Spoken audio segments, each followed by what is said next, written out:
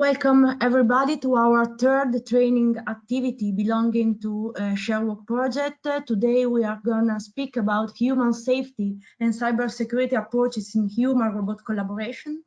I am Simona Neri and I'm the project coordinator. So let me just share with you briefly our agenda.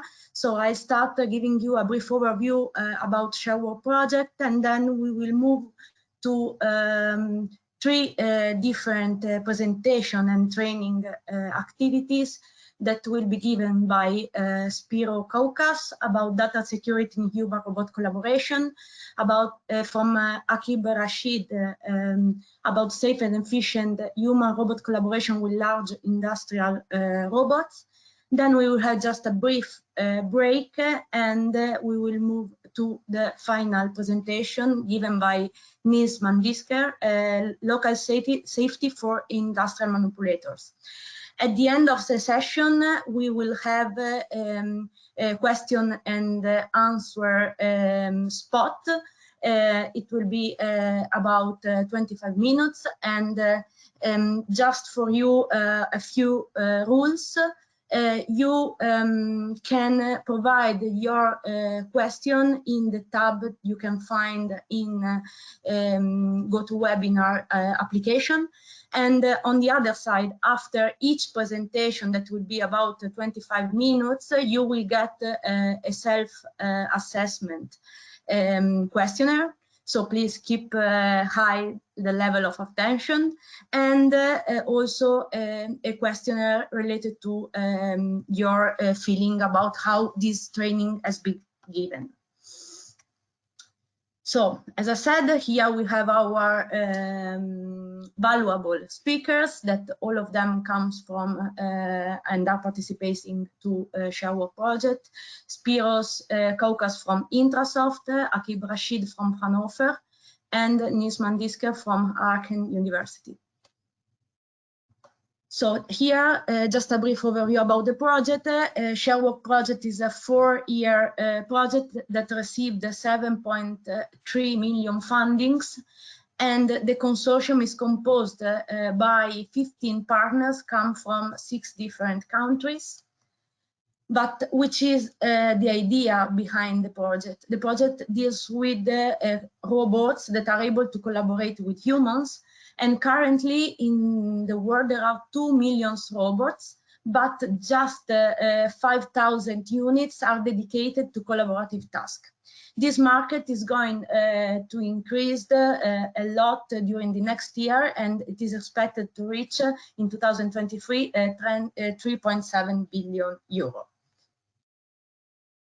The main objectives of the project are reported here, and first of all, we have already designed an evolving knowledge base and semantic environment. Then we are developing a human-aware task planning scheduling system and a real-time motion planner. On the other side, we will need the multimodal human-robot communication system in order to make all the modules work together in a proper way. And finally, we have to find methods and solutions in order to overcome all the barriers that are related to the human acceptance in the industry plants.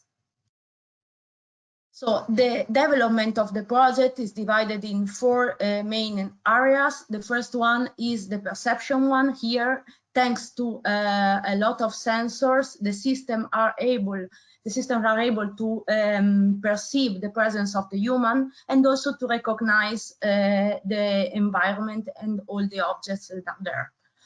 On the other side, the second area is dedicated to the motion planning. Here, we are developing the human-aware dynamic task planning and the safe robot motion planning.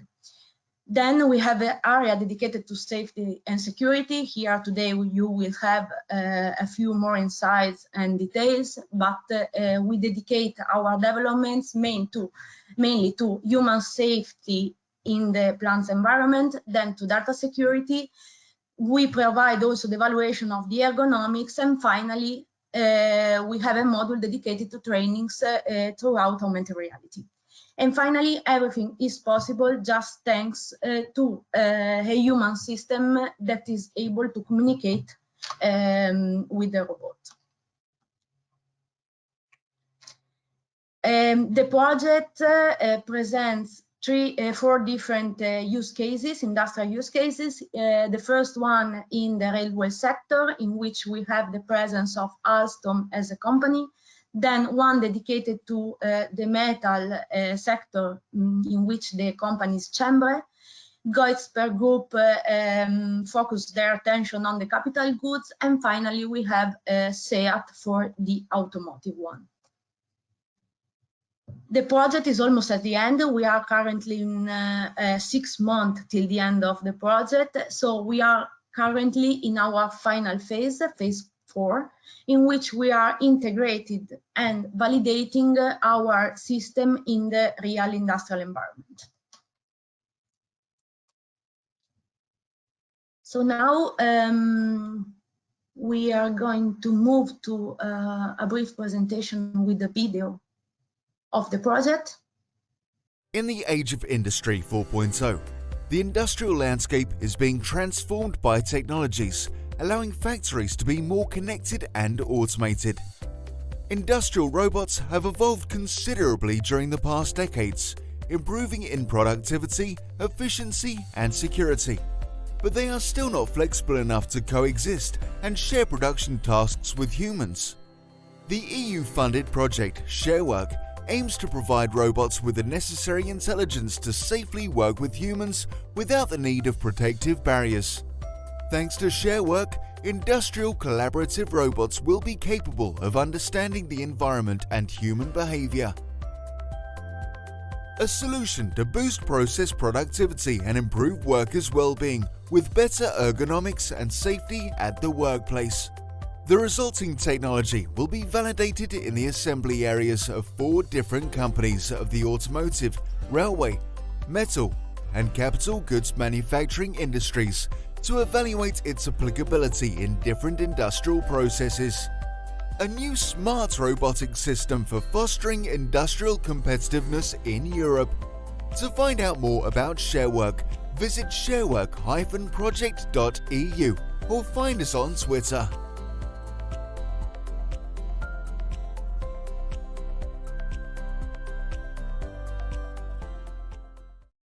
Okay, so I'm really glad to introduce today our first speaker. As I said, Spiros Koukas.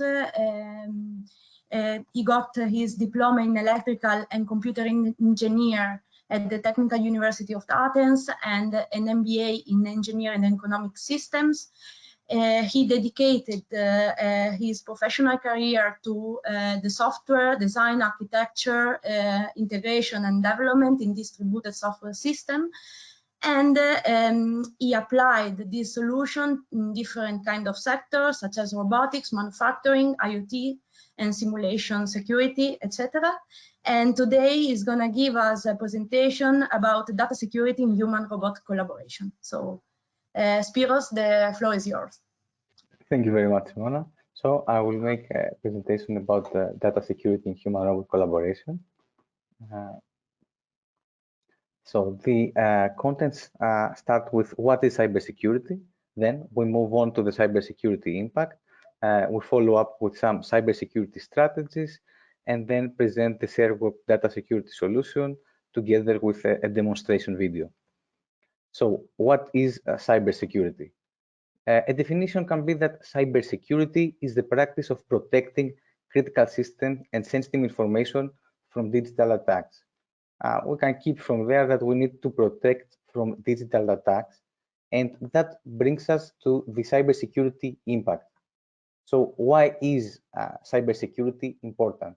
So we live in a world that is becoming increasingly dependent on digital devices, being our cell phones or company computers to robots to you name it. So cyber attacks in these environments increase in frequency and intensity, and the impact of these cyber attacks becomes increasingly strong.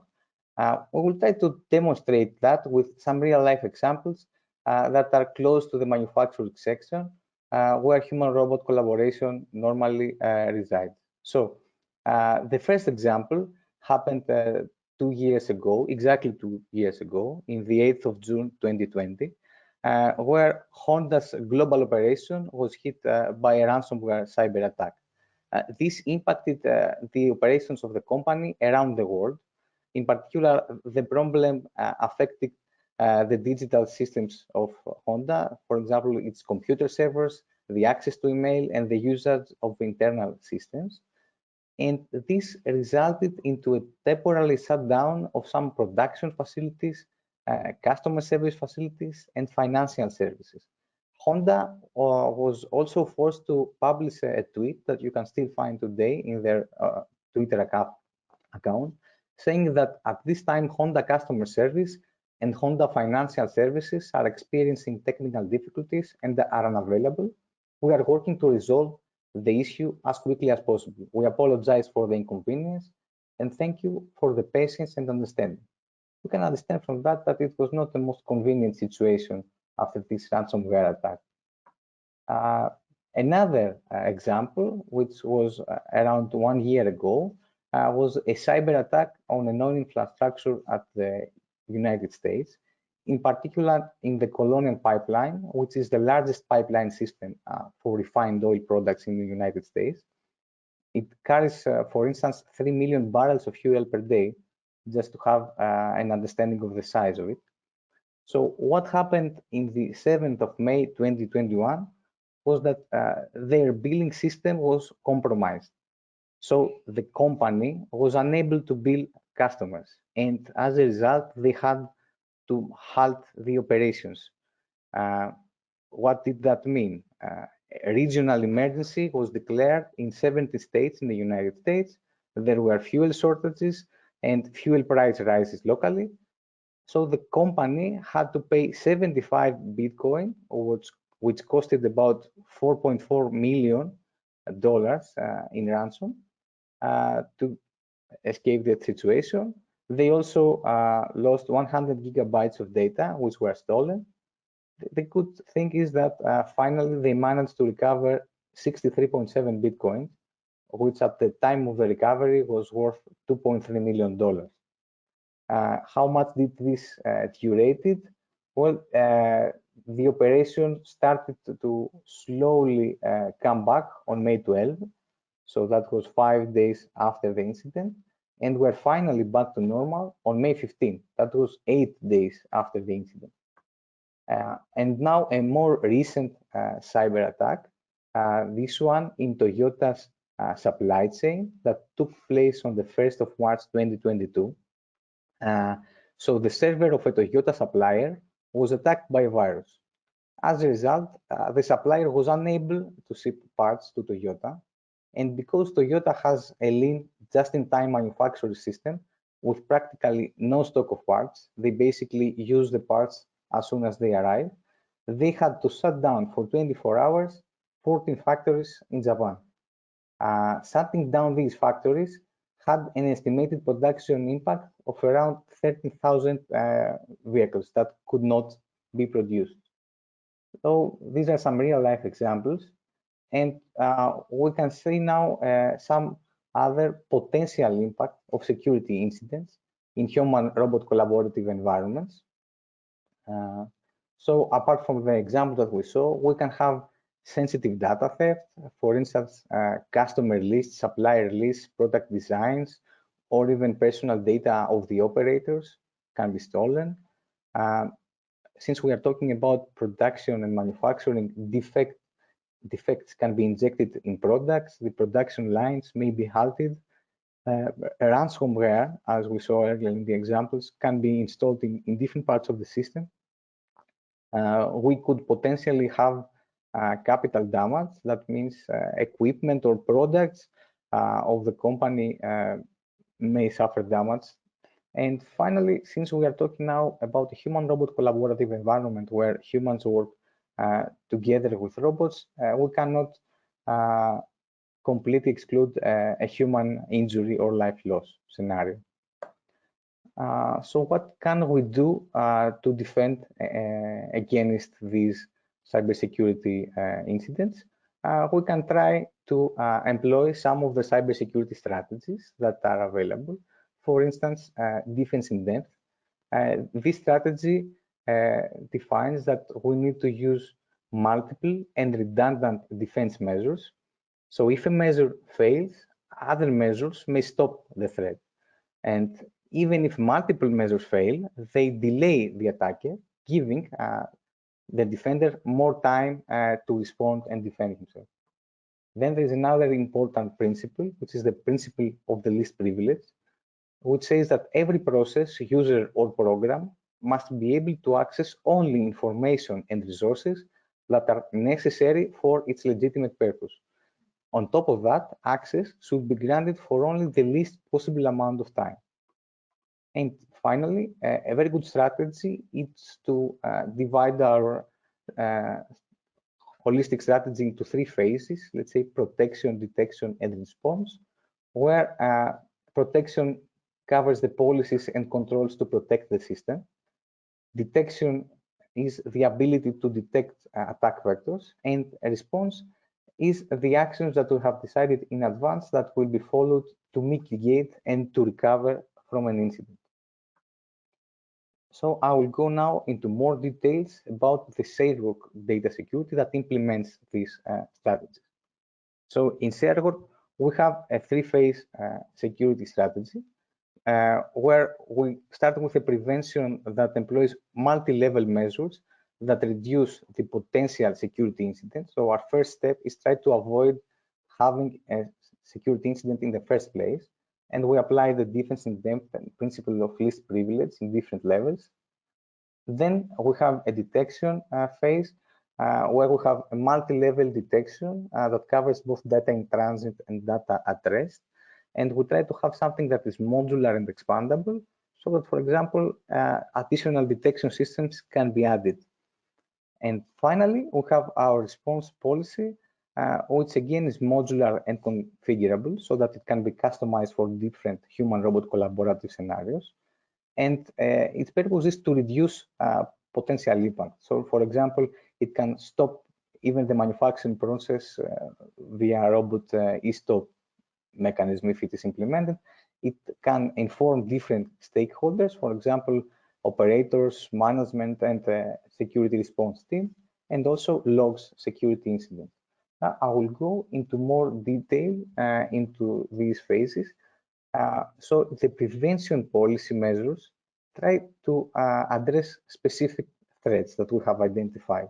So in the hardware level, we try to address tampering with input devices, for example, keystroke injection tools, rubber duckies. There is a device called Cactus WHID that allows remote attackers to take control of a system. We try to prevent accessing data at rest, that is data stored in hard drive, and even some form of sabotage. Then we address the operating system level, trying to prevent issues like virus, Trojan, ransomware, adware, or privilege escalation attacks. We actively use Docker in Sharework, so we try to address Docker image vulnerabilities, privilege escalation, or denial of service through exhaustion potential issues. In the network level, we try to address the IP spoofing, match spoofing, man in the middle, and similar issues. And finally, we have some policies that apply to the module level and try to address issues that might take place there, such as accessing shared memory, SQL injection, or buffer overflow. This is an overview of a potential human-robot collaboration, such as the one systems, such as the ones that we use in Sharework, and we can see the detection where the detection takes place. So we have some detection modules that scan computers and try to detect virus or malware that can be stored in a hard drive, and this is detected and contained as a response. And also we try to to cover data in transit issues by having a network level detection. We try to detect unauthorized access to the network, and again, by following a defense in depth approach, we also try to detect unauthorized access in the ROS level, even if, for example, an unauthorized network access has not been detected. Finally, we cover the security response policy. We can say that the incident response is the methodology that an organization uses to respond to and manage a cyber attack. And we have identified some specific steps that need to be carried from detection to the resumption of the operation. So if the threat, when the threat has been detected, we need to have in place an immediate response policy, something that will take place and will be applied as soon as possible. So we can have response policies to the level of modules. They can stop, shut down the computers or equipment, or make any other secure response. This is where customizability can be applied. We inform stakeholders such as security officers and also log incidents. The next step is to validate the alarm to see if this was a false alarm or a true security incident, and then verify that it's secure to start operations again, and then the operations can be resumed. So in the Sharework response policy, we have set up a modular and configurable mechanism that can be customized to address different human-robot collaboration scenarios. So the implemented response includes local notification, that is notification targeted to operators actually near the robots on the shop floor, and this is achieved by using LED lights that flash and light up in red color. We also have installed an industrial buzzer that makes a loud sound, and we take advantage of the human-machine interface modules that are developed there by the laboratory manufacturing system of the University of Patras. So we send notifications to the tablet HMI and to the augmented reality HMI in order to give more information to the users. We also address remote notification. So we try to inform every interested stakeholder, so we can send them email notifications and also utilize the web-based data security module user interface to display that information. We also log, as we mentioned earlier, all these incidents for future reference and perhaps trying to detect patterns of attacks, as a single detected incident can be part of a larger scale attack. And we have also implemented a connection with the robot e-stop system, which is a segregated network that connects the data security module with a PLC that can, for instance, stop the robot, the execution of the manufacturing process. And so in this case, now we can see a demo of the automotive case mockup that has been implemented in the laboratory of manufacturing system in the University of Patras and focused on the data security module. So here you will see the production, the human-robot collaboration process taking place. On the top, we see the operator. On the bottom left, we see the web-based interface of the data security module. And we see also the tablet and the AR HMI view. And then we have a detected incident. So at this time, you can hear the audio alarm. You can see the LED notification on the back, and we can see the notifications in the human-machine interfaces. At the same time, we have noticed that the robot e-stop mechanism has kicked in and actually stopped the robot motion. So thank you very much for your attendance. That was everything from my side. Thanks a lot, Spiros. So first of all, the presentation was really clear. Okay, I think. And also you really well highlighted the importance of this hot topic, especially in these times. So now we have our first survey. So I kindly ask the attendees to reply this technical survey that was provided by Spiros. And the question is, a defense in-depth approach is about A, firewalls and strong different passwords for each user. B, protecting a system under several layers of security. C, strong firewall that makes any attack impossible. So now you have like 1 minute to reply to this question. In the meanwhile, I would like also to remind you that the session of question and answer to Spiros will be at the end of the session. So if you have any specific question, please just drop it in the specific tab you have in GoToWebinar application. Okay, here we have the answer. 82% of the attendees reply the answer B, protecting the system under several layers of security. So Spiros, if you want to comment it, if it is correct. Yes, I'm glad to see that most of the attendees picked the correct answer. So it was B, protecting a system under several layers of security. So according to the defense in-depth approach, we try to use redundant and multiple layers of security so that if one layer fails, the others may prevent the attacker.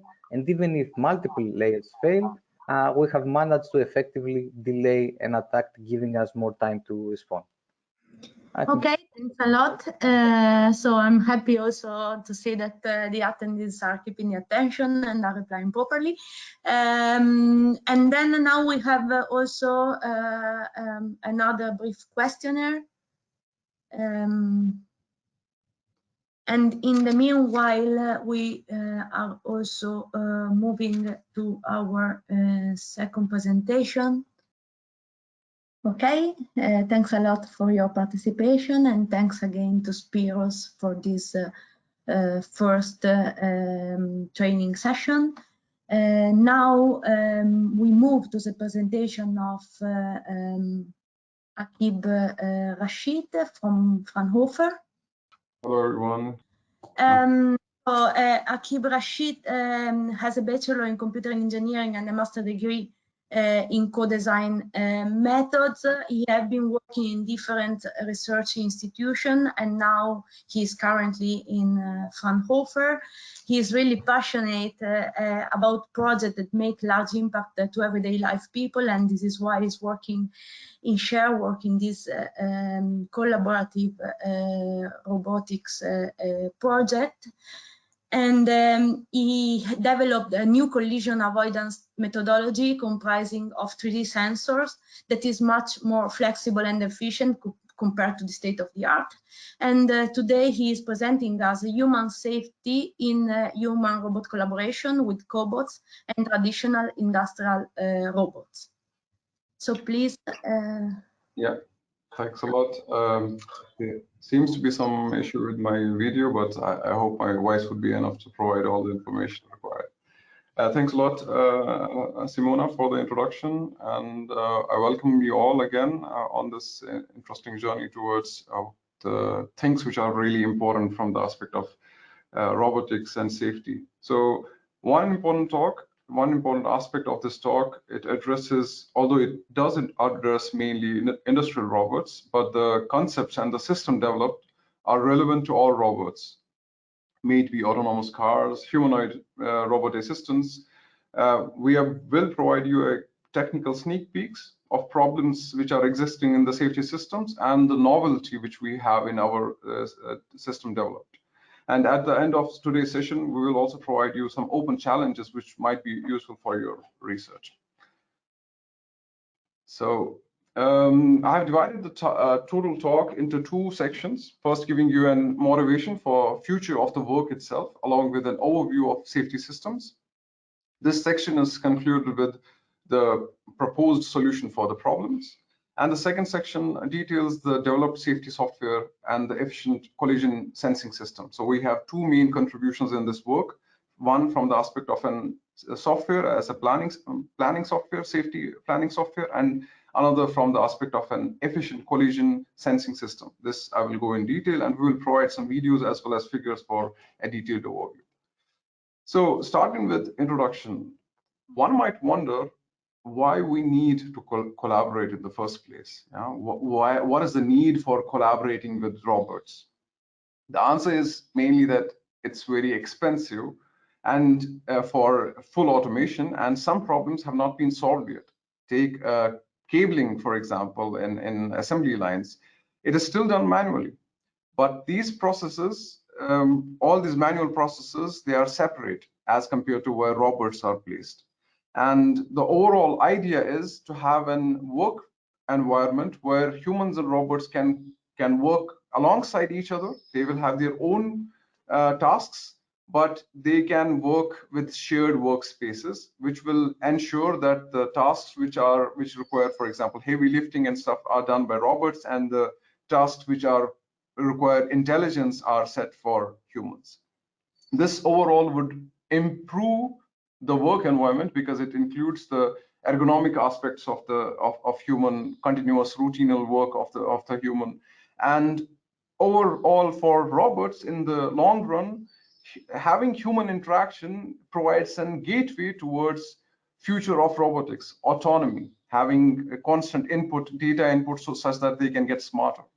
So this all is possible, but for this future, one cardinal or most important underlying foundation is safety.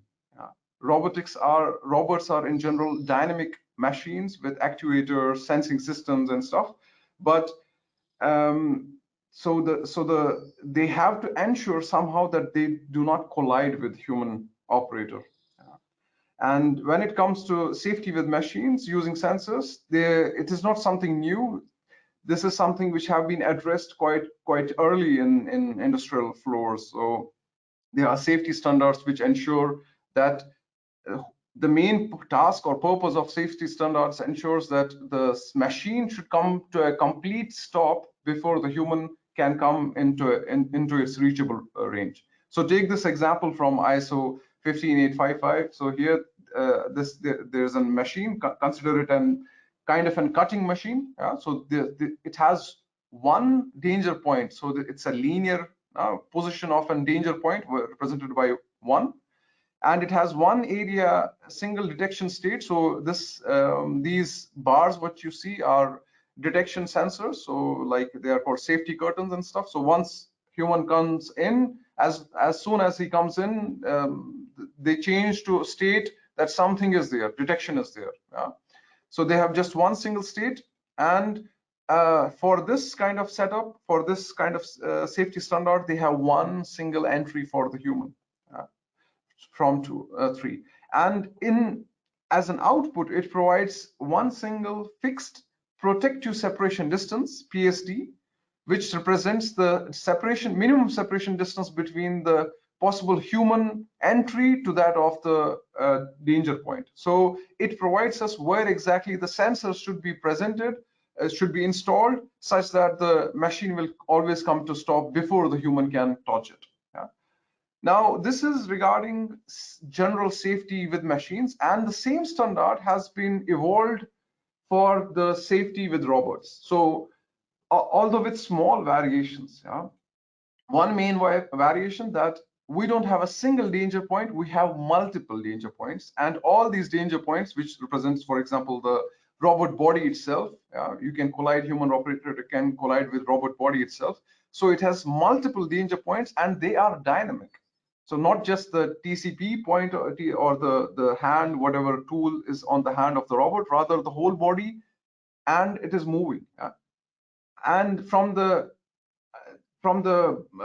that we are still in the previous step is that still the sensing system is based on whether there is an human or not. So the area which you see here, red or yellow, they're only doing a single detection state of whether presence is detected or not. And we have, for such kind of setups, usually multiple entry points. The flexibility is increased, but we have the same rudimentary sensing or presence sensing based collision avoidance. And again, for these sensing systems, single protective separation distance as output. So you see these zones which represent the area where the human detection is done. This is also one single PSD with respect to the robot position. Now, making things more challenging, we here in department, or in general, I personally also believe that the future of functionality for robots goes towards when we would be able to use traditional industrial robots. These are the robots which you might have seen in in movies, or maybe some documentary with Volkswagen or BMW. They are actual robots which are used. They are heavy duty robots. They are 4 times in general faster than cobots, the lightweight robots on the left, and they are approximately 10 times heavier than that of the lightweight robots. So their inherent weight is 10 times more, which results in more possible risks at collision. But they can better complement human operator. You might wonder, why in the hell should we then use them? So they better complement human operator because of their long reach. They have a reach of 3 meters or more, and high payload capabilities. So such kind of robots can carry more than 180 kilograms of weight. And we are focusing on scenarios in which the human as an operator has to constantly be there in the process. So all these previous safety systems or safety standards reduce or completely stop the robot motion. But for a constant operator presence, that would mean the robot will never ever move. And this will result in complete inefficient system, though safe, but completely inefficient. And from the functionality perspective, we need some different approach. And right now, there are new trends where dynamic speed and separation monitoring, DSSM, is used, which takes input as actual separation distance between human and robot and provides maximum safe robot velocity as output. But this kind of approach can be used in current problems and application areas which are getting bigger and more huge. For example, electric vehicle battery recycling, like different batteries produced by different automotive manufacturers, and so the process constantly is changing. The batteries are different. The process of dismantling them is also different. So we need a way where humans and robots can collaborate in close proximity, with robots being able to actually complement human by doing the heavy lifting in these battery modules and stuff, and performing things like unscrewing and these other aspects. So each process, although these application areas, the process, the planning portion is also inbuilt. There is some aspect of what would be the main part of human and what would be the main part of a robot. And there is some initial work from our department which you can check out here in this paper, which focuses on different strategies of using such a big industrial robots in collaborative environment. Now, concluding the overall problem in the overall constant operator system presence with traditional industrial robots, we have two folds. One, from safety, from planning, that we have different processes, they are constantly changing. We have different robot cells and different sensing systems, so we have different risks.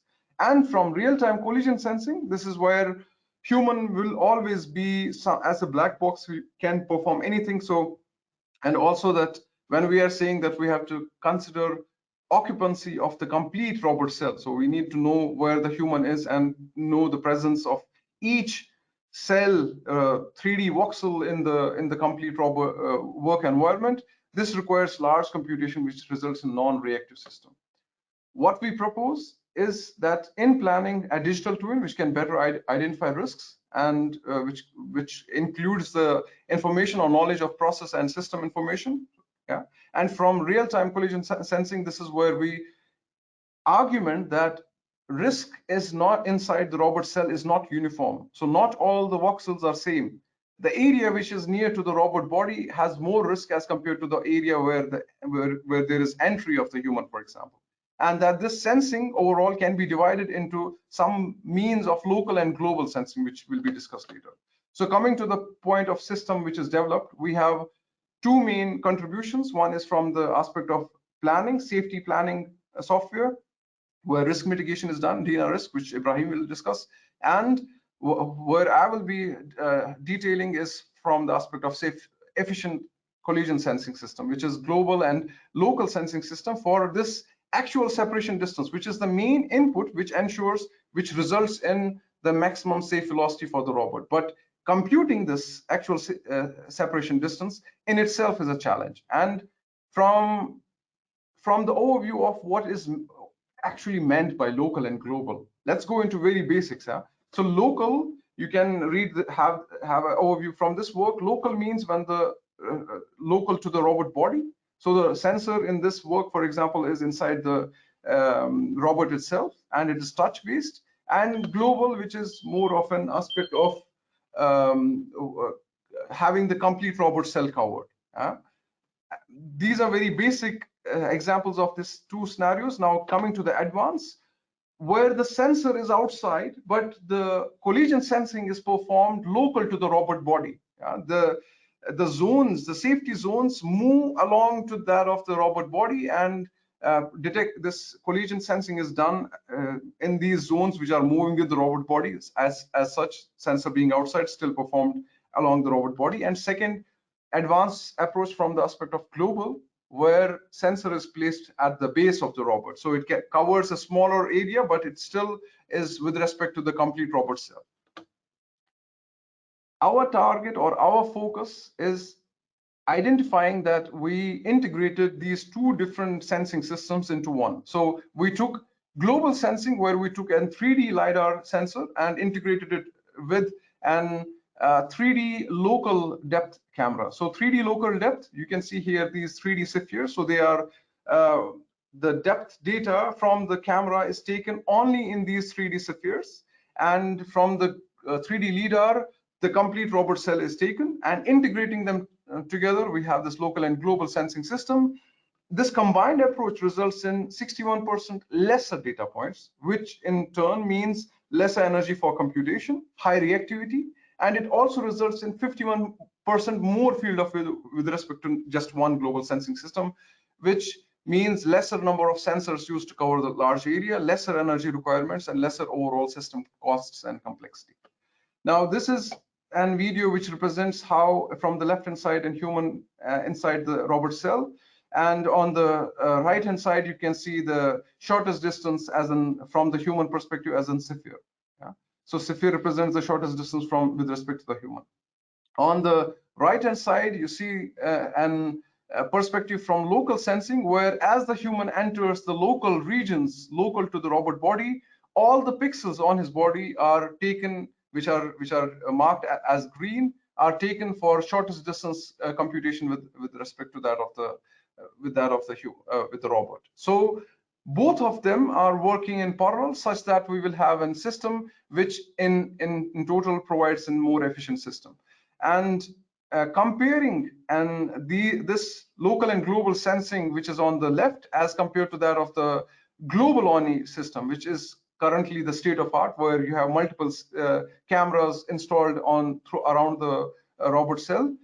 So this is global sensing only. So we saw that placing a green box, which is representing a constant human inside the robot cell, and moving the robot just in one axis, in just one dimension, performing a task of moving between point A to point B, the system resulted in the system which was local and global, because of global only first having a constant reaction time resulted in a maximum speed of 30%. So the robot moved maximum to 30% and then deaccelerated when it had to stop.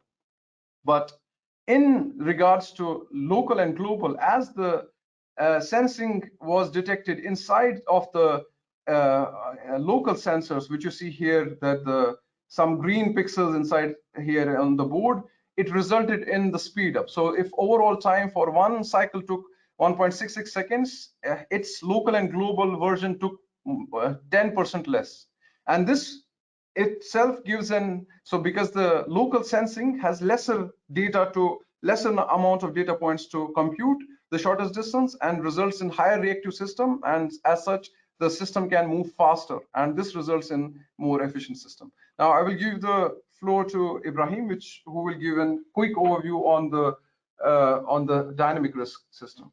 Yeah, hello, my name is Ibrahim. I'm working with Akib in the same module for safety of the human. And this part, it will be in the planning phase, where we can, at the beginning, we decide which safety sensors could be considered, and in which part should be in the cell. For the agile manufacturing, the flexibility is one of the properties that is very important to have it, and changing the environment of the work environment inside the cell is very critical, because the dynamic risk or the risk assessment is the risk assessment need to be done every time we change something in the work environment. And for that is the motivation now to have intuitive and simple, dynamically connecting the planning phase with the operation phase of the cell. And this comes in 4 steps: initial risk assessment, where we do initial risk for the cell, and comes after that the risk mitigation or the risk reduction, and at the end come the final risk assessment, where we do finalizing the risk assessment and what we have done in the risk reduction. And at the end we will have the report, which have the documentation about the cell from perspective of safety functions that is needed for this cell, and at the same time the documentation, technical documentation for such a risk procedure. What we have done as a dynamic thing inside the dynamic risk assessment, first of all, we trying to involve the working crew of the robot in the risk planning, which it has effect on the also the hazards that it may occur in the working environment, such when we change the geometry of the working tool, or the speed of the working tool is different. It may occur some injuries, and these injuries, it could change the whole risk assessment procedure at the end. What we have done, we connecting the velocity and the effective mass of this working tool of the robot and the geometry of this working tool, connect them with some experimental data from a database to ensure to see what is the possible injuries, and at the end we're having a severity score and bring them to risk assessment. This procedure, it could or it will be improving the risk assessment procedure as it's defined in the ISO standards 12100. As we can see here in the dynamic risk GUI, we will have here the main interface. In the right side, we have the main interface of the dynamic risk assessment tool, which we can see that it's there is an option to visualize the 3D cell before having this in reality as a 3D model, and also trying to simulate or to see where is the problem or where is the risks that can be high inside the cell. And also you can see the trajectory of the robot, where it can also be involved in the risk to have more risk or high risk when we have a critical trajectory, whereas the human also colliding inside this cell, with this trajectory of this robot. At the same time, we're presenting or visualizing the safe zones, that it could be also a good, a better view for the safe zones, where it could be and how will be presented in the risk assessment. And then on the left side, we will have a report which it has a safety function that is required for this specific cell. And the main thing here, that we can reproduce this robot faster than the normal tools in the market, where there is a complex procedure to finalize this robot and need some experience from an expert to do such a robot.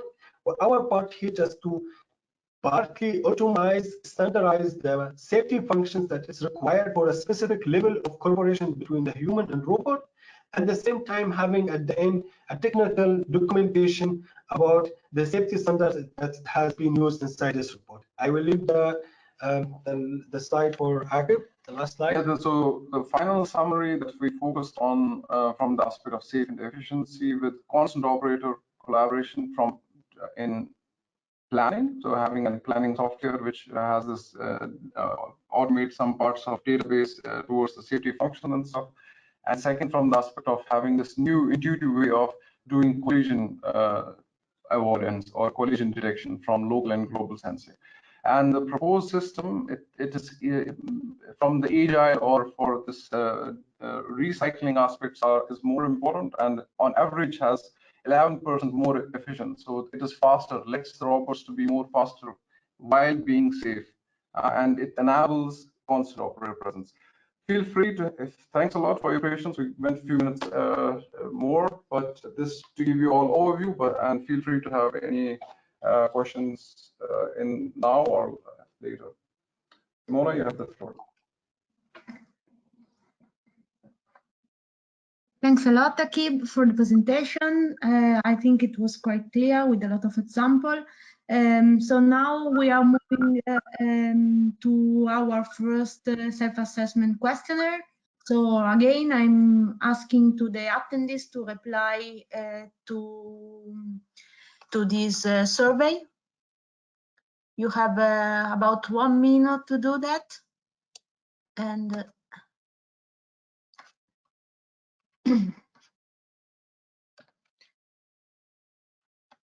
okay, the question is, which of the two main contributions do you think can result in maximum impact or is most important?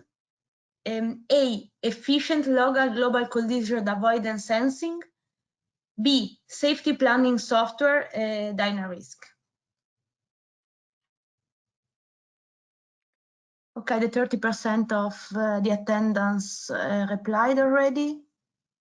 We are waiting a few seconds more. There's a small misprint. The B, what you see is safety planning software. So the zone estimation and stuff is done in the planning software.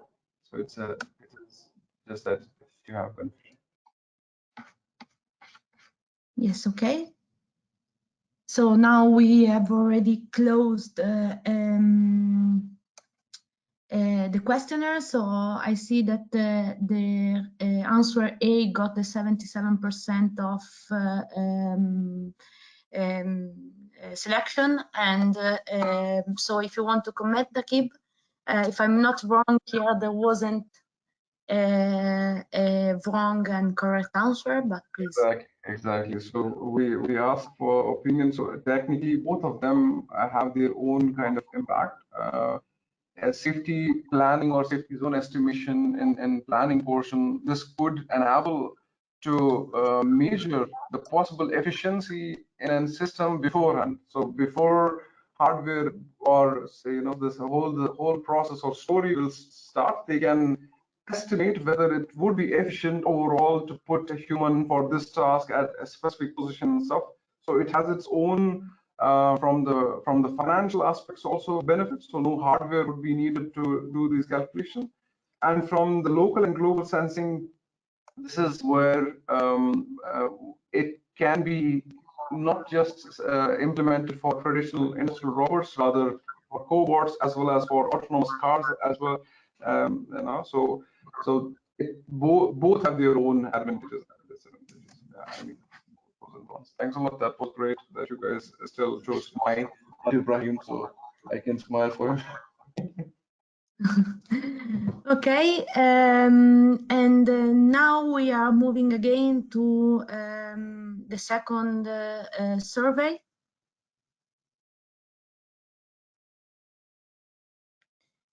So please provide your opinion on this training activity. And in the meanwhile, I inform you that we are going to go for a 10 minutes coffee break, and we will be back at 3:10 for our last training session. I remind you again, because I see that there are a few new attendees that just joined the session, that you can provide your question in the dedicated place in the application. So please, if you have any specific question that will be answered at the end of the event, please go ahead, don't be shy. All our speakers will be really glad to answer you. So see you in 12 minutes. Thanks a lot for attending. Okay, we are finally back, and we are moving to the next presentation that will be given by Niels Mandisker, that is currently working at the Institute of Mechanism Theory, Machine Dynamics and Robotics of Hacking University. His main field of research are computer vision, sensor, data analysis, and human-robot collaboration, especially in firefighting, and is currently the team leader of human-robot research group in their entity. In the Sharework project, the main contribution he gave is about autonomous item detection and localization and safety for industrial manipulators.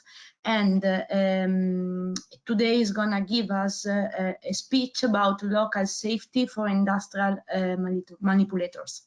So thanks a lot, Niels. The floor is yours. Yeah, thanks a lot for the kind introduction. So let's get started.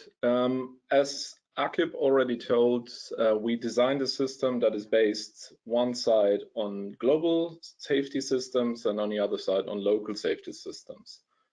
I already presented another workshop for Sharework in the Work Package 2 workshop, where we were concerned with finding objects using computer vision.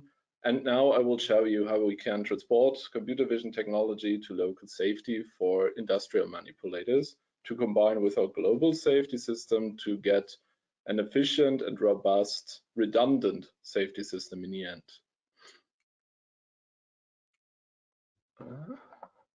One moment. Perfect.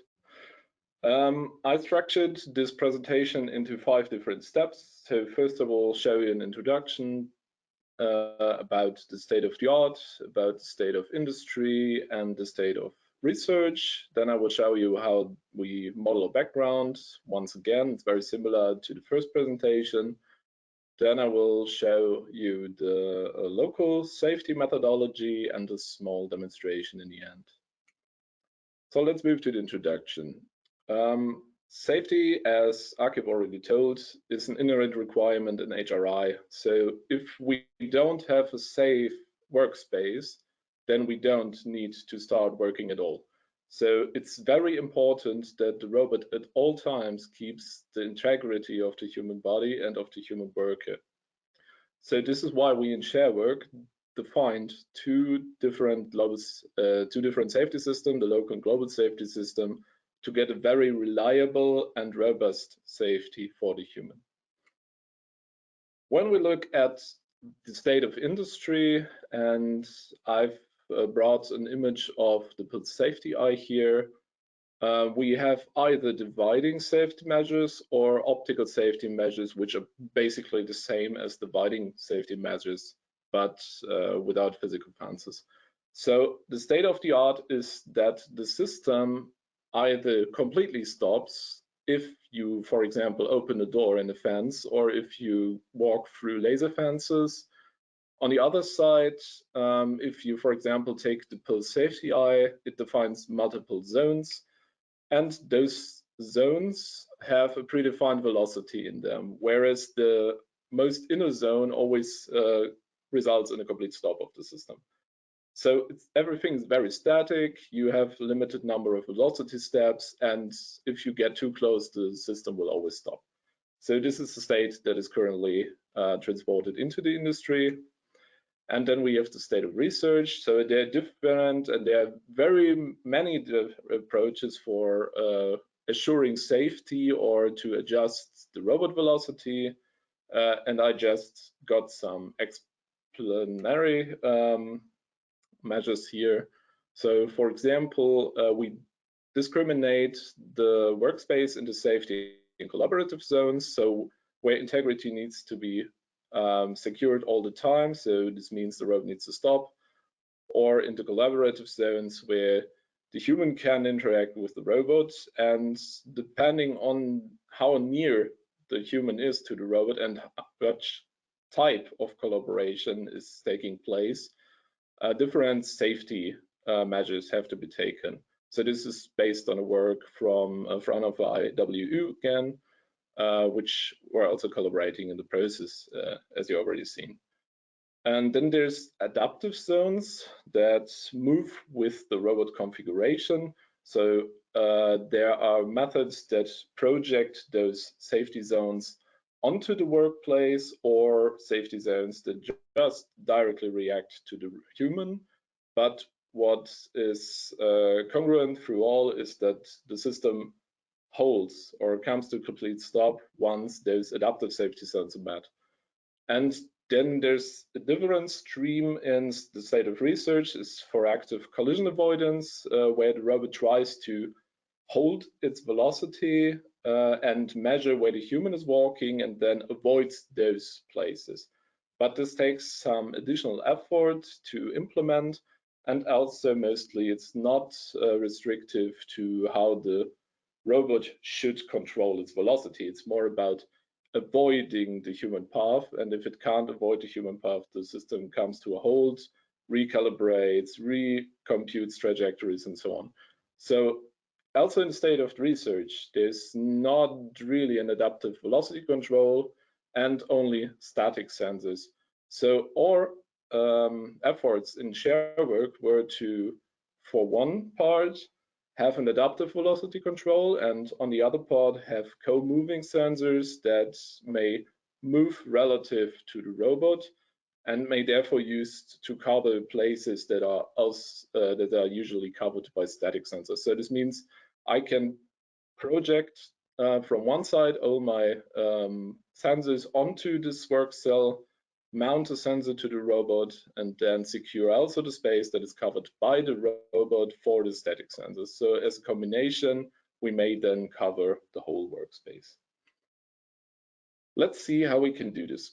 So first we need to model our background, which means we need to have a model representation of a work cell. So if you attended also the other workshop, you might already know this. So this is a small repetition. We model our backgrounds with octrees. So what you see on the image is an octree of our big lab room, which consists of about 120 million voxels. And a voxel is the substructure in our octree structure. So let's say that we start with a large cube. And if we want to put a point from a camera detection or whatever into our structure, the whole structure is brought down into 8 different portions that are completely equal. And if we want to put more points in, then we break down our octree even further. So we break down every single cell again into 8 and so on and so on. So this means that dense regions become deeper in the tree. And this results also that we may have so for one part, we have accelerated access times to the structure. For the other part, we can prune similar regions. So this means if I have a 4x4x4, 2x2x2 square, which has the same information. So for example, I say that 8 of those cubes are gray of the same color tone and are covered. Then I can prune them, so combine them into one higher level node, and therefore I can even lower the data load on the storage system in the end. In our methodology, we use smaller background model. So here you see the background model that is actually used in our safety system in our lab. So this is a smaller room and also a smaller background model, and you will later see a demonstration in exactly this room with exactly this background model. So how do we do this? First, we collect data into a model, and then in every single step, we transform the camera to the position on the robotic structure based on the current configuration of the robot. Then we take every single point that is output by the sensor and compare them to a background model. And if this voxel is already colored, then we remove it. And therefore, we can then determine whether there's a real detection that is dynamic in the environment or if there is no detection. Then we have some filtering steps to which I will come in a few. And then we compute the closest point to our robot. And we have two different measures. So you have to keep in mind that the safety system has to be very quick. So we cannot compute everything completely profoundly, but we have to make a pessimistic assumption here. So we either compute the Euclidean distance to our anti-effector or to a plane that is shifted by the largest margin of the robot housing. So this means in the end, we only have the base joint that is rotating, and we have a large bar, which is represented by this shifted reference plane on the image. And this is shifting about the base joint parameters. And all the other parameters are basically irrelevant because they only move upside or downwards, or yeah, they could also reach to the back. But in the end, the only thing that may hit the human with full force is if we perform tilting motion. And this is also what we consider in safety methodology later. Then we have some post-filtering steps, and I will now go into the filters. So first we can deploy the k-nearest neighbors filter, which is basically a dense cluster filter.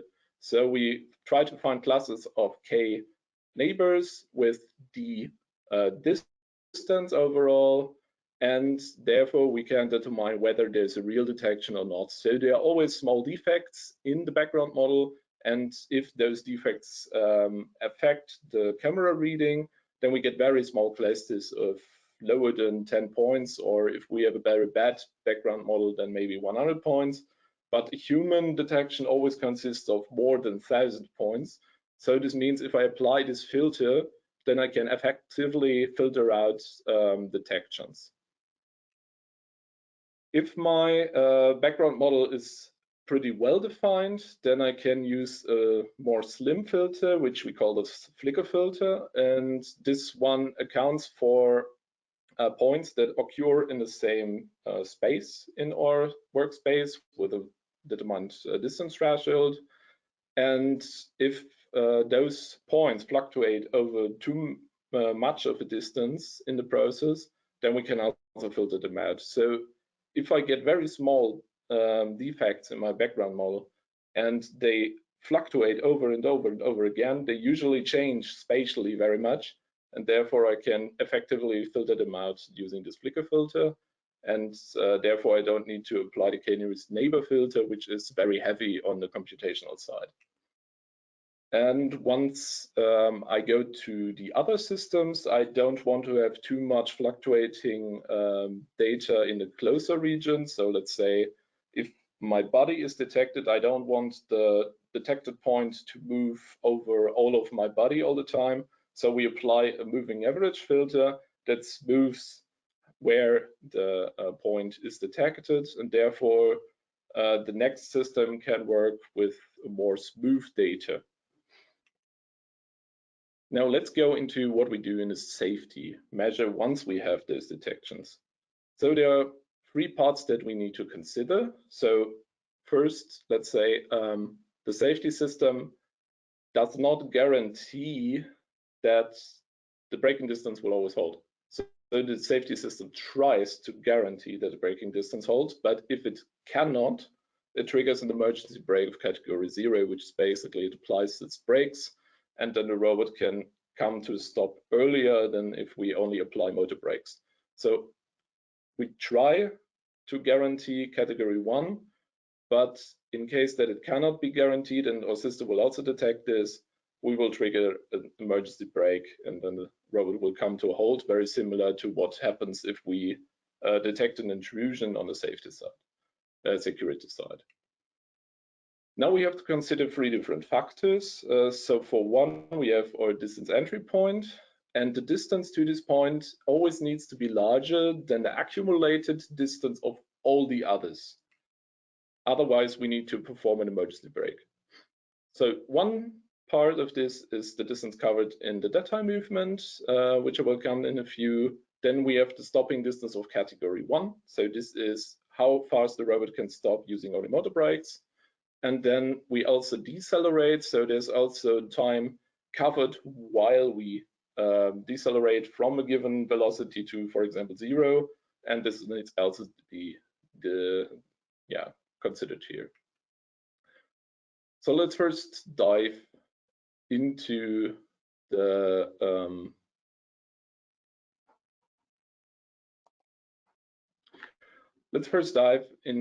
dead time movements. So this is the formula for this. So we have 3 parts in this. We have an algorithm runtime, we have the transfer rate, and we have the sensor dead times. And both are applied to the robot velocity and the human velocity.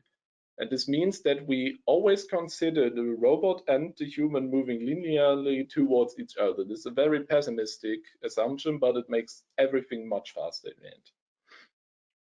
And let's see how they are computed. So we have an algorithm runtime that is measured continuously, and if we detect a runtime that is larger, then it will be set, and therefore we always compute with the most pessimistic runtime.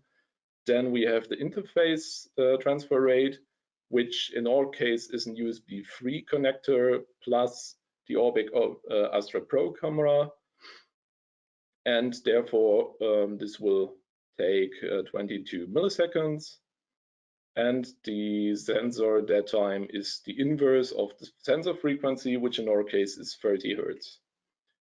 The robot velocity is always the acute velocity, and the human velocity is, according to standard ISO 13855, which is 1.5 or 2 meters per second, depending on how far the human is away from the robot. And then we have the most large margin in this, which is the stopping distance of the robot, category 1. So this consists of the stopping distance of the robot, d0, and the time it takes for the robot to stop, which is then applied to the human velocity. So we also have the time according to the human moving towards the robot. And both are taken from the manual. Once again, we only consider link 0 because basically we only have a rotating bar here. And this is what you find in the manual. So you have 6 graphs with overall 6 times 9 data points, and they are very discrete, so they are only extrapolated linearly between the points, and you have to extrapolate a lot if you want to get the correct speed from them. So what we want to do is we want to bring all in a continuous function. So this is more closer to reality, and we can reduce the number of support points we need for this. So the relative robot speed at the bottom is the maximum the current robot speed divided by the overall robot speed. So this means 100% means that the robot moves at maximum, and 0% means that the robot moves not at all. And then we can plot this over the total stopping distance, and therefore we can then find a relation between how much space we have and how fast the robot needs to be in order to allow to hold this stopping distance. To lower the overall support point count, we apply the formula I've presented before, and then we put this in a polynomial of grade 3, and therefore we get this continuous function that you see here. And we do this with all outstretches. So this is only the graph of the robot at full outstretch. There are 2 other graphs at 66% and 33% outstretch.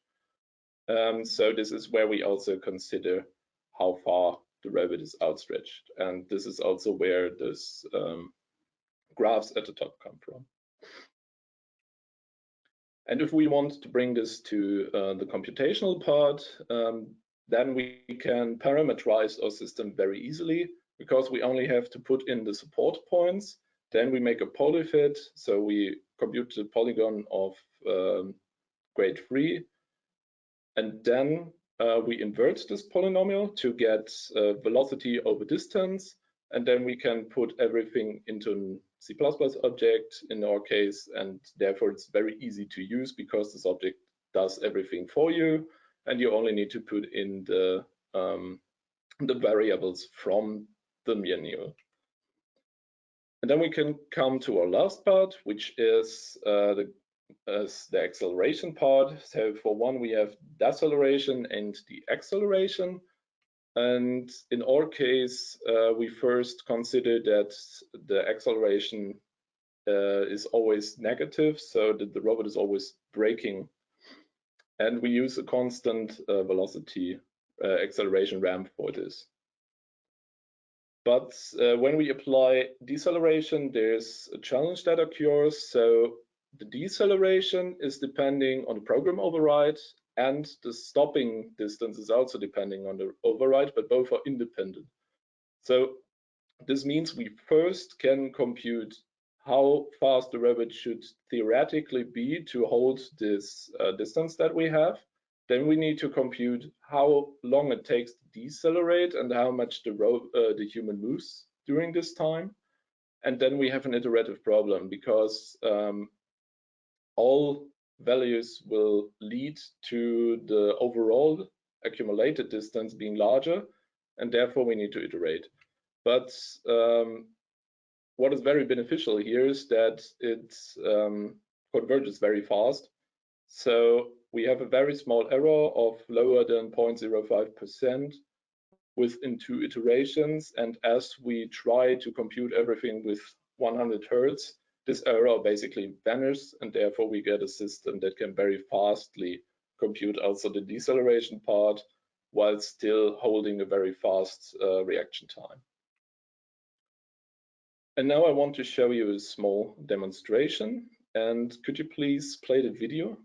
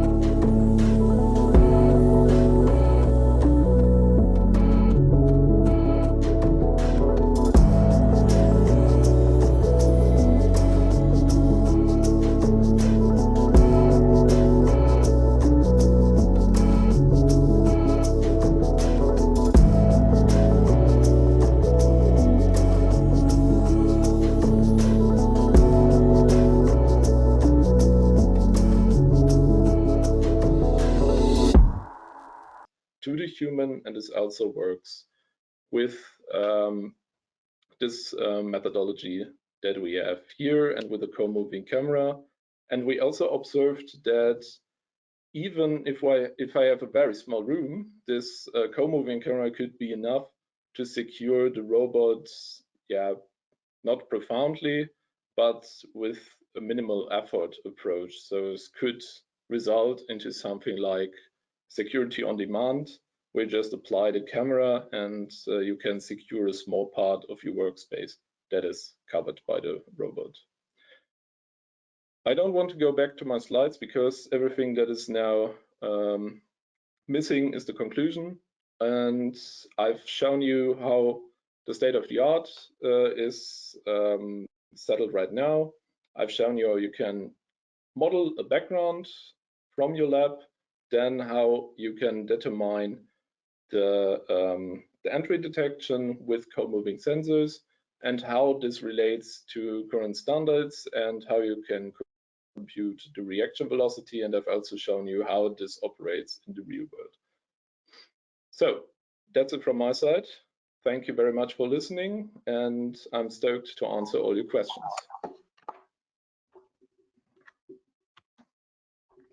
Thanks again, Nils, for the presentation. As I said before, for me, it's really useful to see all these demo and videos in order to understand exactly the function. And from my side, the video was really self-explaining. So now, before going to the question and answer session, we have again our questionnaire, technical questionnaire. Okay, now here you see our question: what does the safety system guarantee? A, the distance to target is always larger than all accumulated stopping related distances. Hence, the robot never performs an emergency brake. B, the robot performs an emergency brake if the distance to target is smaller than all accumulated stopping related distances. C, the robot performs an emergency brake on detecting an object at any distance.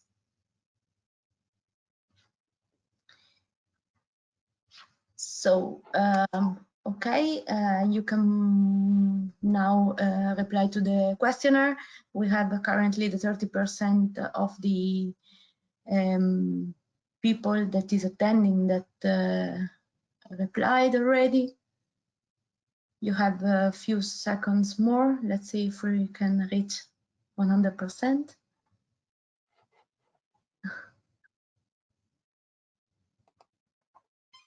Okay.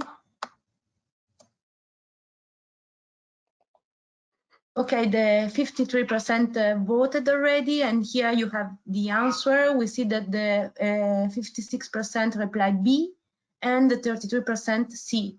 If you want to discuss a bit the answers. Yeah, this is exactly what I talked about before. It is not always possible to guarantee that the system can come to a halt using just those distances, because if I, as a human, enter too close to the robot with just the small space covered by the local sensors, then the system cannot.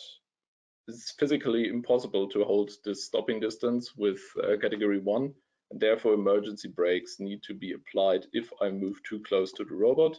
Or I need to also consider global safety measures, and this is why our Sharework system is so important, that we can combine both those measures to get an overall robust system in the end.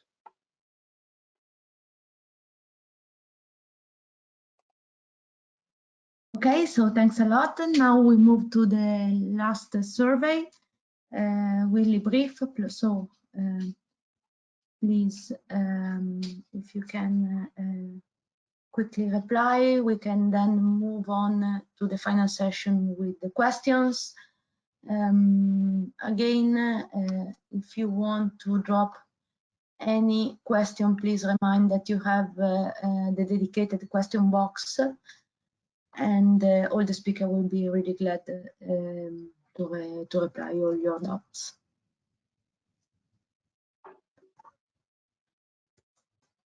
Okay, so now we can finally close, and we will move on to the final session. I kindly ask to all the speakers to open the video camera. So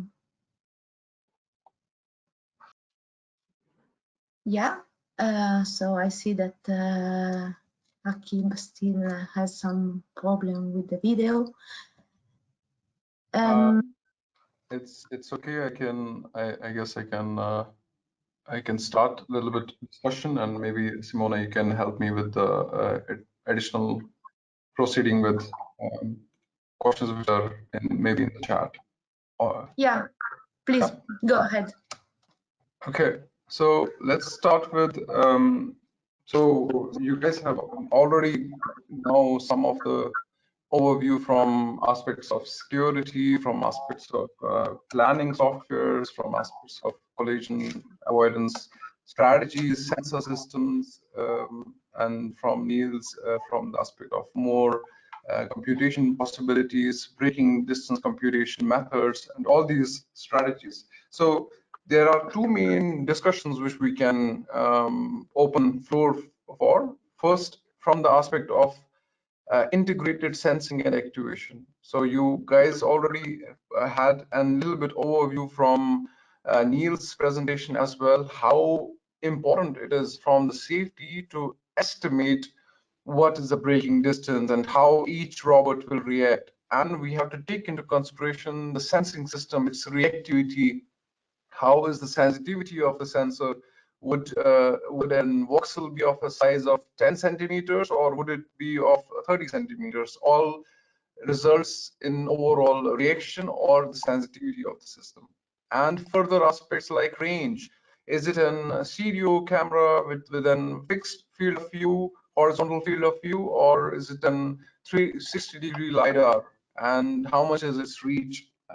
So these are the aspects from the sensing perspective. Then when it comes to actuation, we have different robots and each robot has its own characteristics. Depending on if it is carrying a weight of 180 kg, it will behave differently. So it will have different inertial dynamics, as well as there are ways of estimating what is the, for example, maximum speed or velocity of each of the individual joint of the robot. So robot is quite different than of than of a simple car, which has one basic actuator. We have 6 usually actuators. So these all things make the safe and efficient overall, which is the main core of Sharework, and challenging task. We need to estimate all these things. We need to ensure that we develop a system which can estimate these things such that we can reach these efficiency and safety constraints. And from the aspect of automotive sector, if you guys are aware, Tesla, for example, it uses level 2 autonomy, which means that human is responsible for any kind of risk. So human is the one who always, although the car will drive on its own, will be autonomously driven, but human is responsible for any kind of risk. So human always have to be the one who activates in case of something when goes wrong. And this is completely different as compared to that of the production industry or industrial robots. So starting the discussion on this aspect, what do you think are the aspects which need to be changed, or how the research as well as industrial community should adapt to the aspect of, should we move towards safe, completely safe system, or an intelligent system which has probably AI and other aspects, or is it possible to have both? And what kind of sensing systems do you think make sense? You guys saw from the aspect of local global sensing, sensor outside or sensor on the robot body, as Niels defined. So the various sensing systems, what do you guys see as a possible future, as a next step? What do you see as challenges from your perspective or from your understanding of just a presentation today? And from the aspect of security threats, where does maybe blockchain enter the aspect of validation of possible security threats in what the topic which Spiros discussed? So this as an initiation towards discussion. If you guys want to jump in, feel free. You guys can, I guess, also open up your. Is it possible, Simona, for them to open their microphones, or they can only write? Yeah, I think we can start with Nils and Spiros and see if we can open the microphone from the attendees, but for sure they can write it down, their perception on that in a chat in the meanwhile. Yeah, you can write also, and if there's some input you want to give, you want to discuss right now, there are all the colleagues here, which would be more than they would all be more than happy to discuss on these points. And further, if you have any questions apart from these open discussion points, feel free to write in the chat or send them directly to Simona, and we will discuss them here. Okay, for the attendees, if you want to take the floor, just raise the hand, and from the organization, we will give you the permission to open the microphone. So if there is anyone that would like to jump in this discussion, I think it can be really valuable.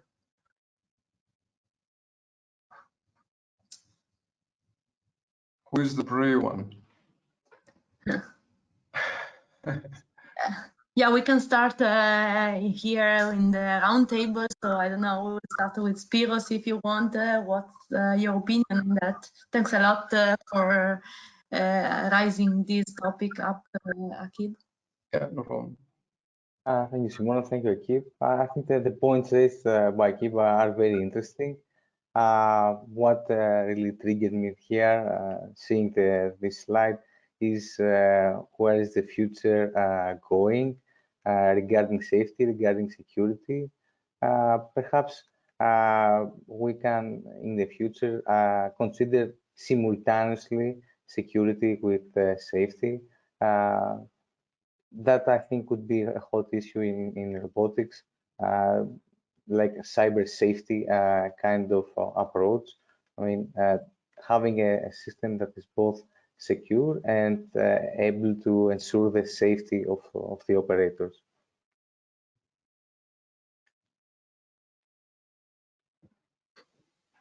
That's my input to the conversation. I don't know. Okay, then Nils, what's your opinion? Yeah, I think what Spiros says is very important on this part. But I also want to add that if we look forward for human-robot collaboration, I think we will not stop at the state that we are currently in. So robots and computational system will become more predictive over and over and over again. And so in my vision, in the future, the cobots will be able to determine what happens next. So they will know what steps the human takes next, where the human moves next, and therefore this will play into concept with the safety systems, because we can much faster react if we always look one step ahead. So currently we only react to the current state or to the current motion state of the overall system.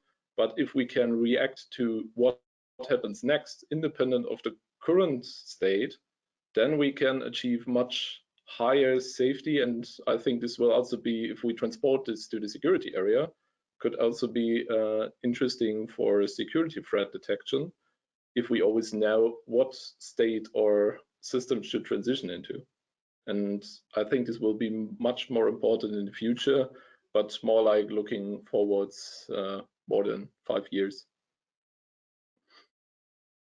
Yeah. Okay, then thanks a lot. I think Akib, you have also an opinion on that apart for yeah, this is the only thing what we can right now. We can do our opinions, and we hope that someone in the standardization companies and stuff, they are listening to us, because the aspect of intelligence would ensure robots to have more functionality. They would make them more beneficial for a lot of processes. But to enable that, they have to let the estimation to come into production. Estimation is right now in very small parts of a whole production line, where there's a bin picking, where they have to estimate where an object is, what is the pose of object and stuff, and very less towards when human is involved. And when safety is involved, they have complete as 0 and 1 kind of logic. If they should know where the human is or not, where like presence detection is the main thing what is done. And if we can move towards that, if we can have somewhat similar these levels of risk sharing at the start, such that the system will develop over time. None of the AI systems we can say that are completely reliable or 100% robust. They will take some time to evolve. And for that time, they need to interact somehow with humans such that they can evolve.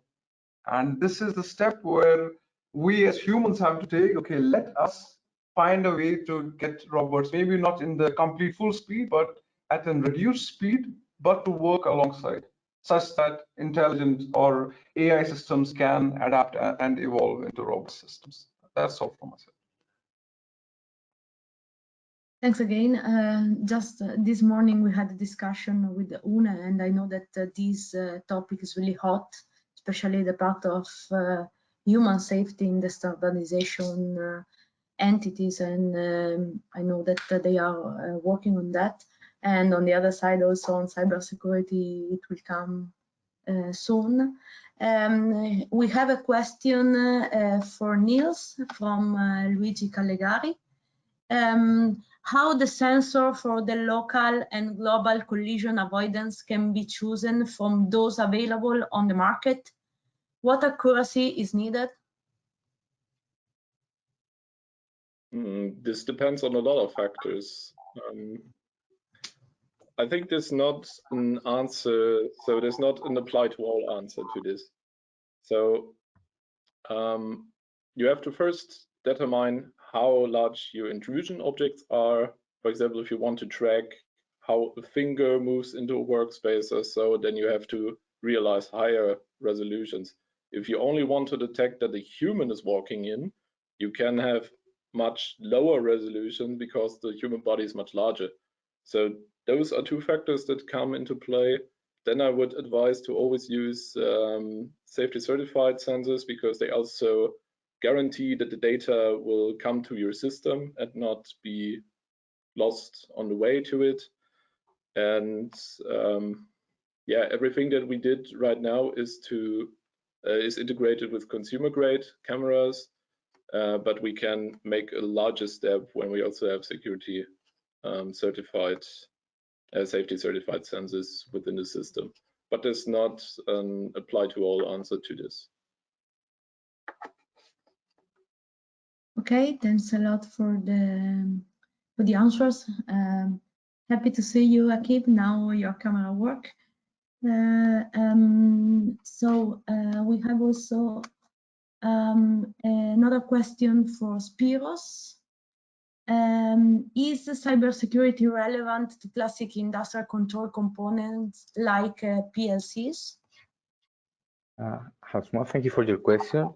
Yes, I think the cybersecurity is relevant to most of the digital devices that can be found in a shop floor, including PLCs or modems and so on.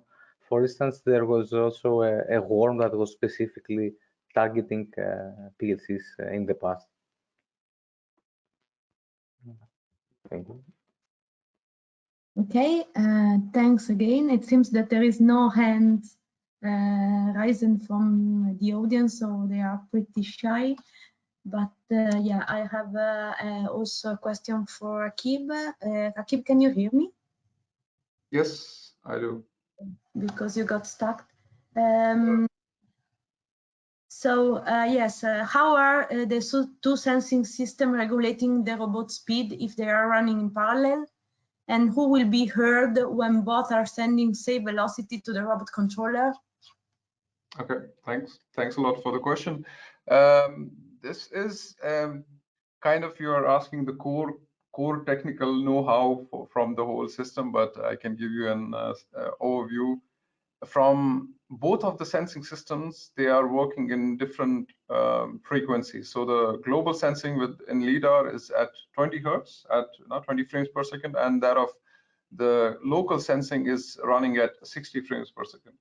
And the activation of robot velocity is, although we are getting both of them at the same time, but we take only the one which is active, which is in control. So if the human is inside the local sensing area, then the local sensing have control, have the priority, because they are more reactive, they are faster, and this results in higher velocity for the robot. And as long as human goes out of the local sensing area, then the global sensing takes over and has a reduced maximum speed. So it depends on where the human is, or where what is the relative distance, I would say, between human and robot. This determines who is in charge. I hope this answers the question. Yeah, it's really clear to me. So I do not see any other question. I would like to thank the speaker for this training session. I hope it has been useful for all the attendees. I think you got the opportunity to learn a bit more about the specific topics, and also have a quick self-assessment in order to see if you understood properly what has been explained. In the case you have any doubt, we will be happy to get in contact with all of you, and if you have any question, please contact me as a coordinator and all the speakers for few details more. And again, thanks for attending. We are going to have our next training activity soon. Now we are going to share